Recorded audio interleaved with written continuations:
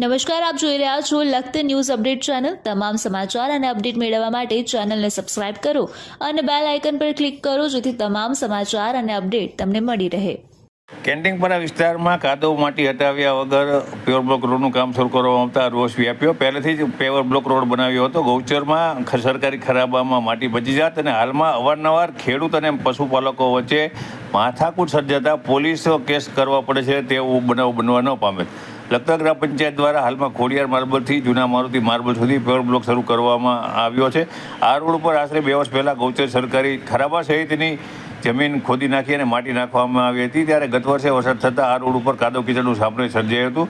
સ્થાનિકો દ્વારા તે સમયે અવારનવાર લેખિત મૌખિક રજૂઆત કરવામાં આવી હતી। ત્યારે લખતર ના ભૂતપૂર્વ મામલતદારશ્રી દ્વારા હુકમ કરવામાં આવ્યો હતો અને તે મુજબ માટી હટાવવાની કોશિશ પણ કરવામાં આવી હતી। આ વર્ષે નહીવત વરસાદમાં ફરીથી આ રોડની હાલત ખરાબ થઈ ગઈ છે।